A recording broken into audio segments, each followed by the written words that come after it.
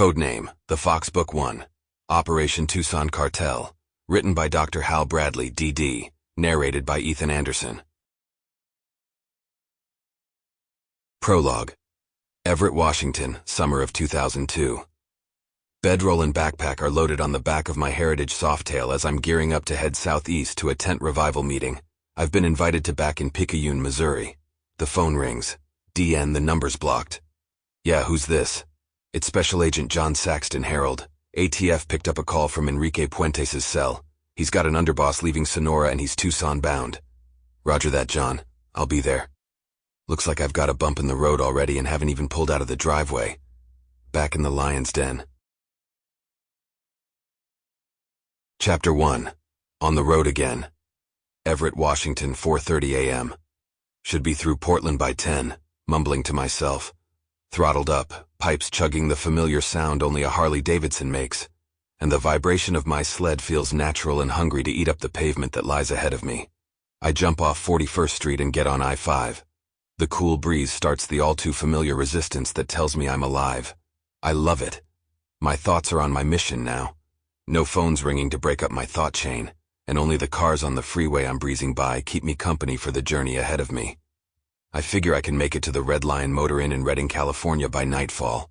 Damn, 10 years earlier I could have made it all the way to Sacramento. Chapter 2. The Team. As I cross the border from California, I pull over to get gas and a bottled water.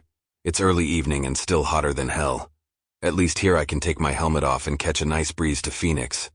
Love the Arizona air and the fragrances emanating from the desert floor on each side of the highway. The mountains herald sculpted monoliths stretching several hundred feet about the deck. The evening sun lights them up in an eerie light of glowing reds and oranges with darkness in the shadows of their shapes. Magnificent. Cruising past Avondale and coming up on Tolleson when I see a familiar face pulling up alongside of me in a UC car. It's Mac and John. They signal for me to follow, so I slide in behind them as we enter this. Chapter 3. Tent Revival, Picayune, Mississippi. Jumping off Alvaron way south to I-10E, heading to the Bible Belt. As a rule, I always try to separate my life as a minister from my life as an undercover operative for the DOJ, but it doesn't always happen. I've got 21 hours ahead of me to straighten it out in my head and get right with Jesus. The irony of it all, leaving a chopped-up body in the desert and knowing I will be in the pulpit at a tent revival preaching the love of Christ to an audience of hundreds, possibly thousands in a couple of days. I'm now pulling out of El Paso and taking I-35 north to Austin.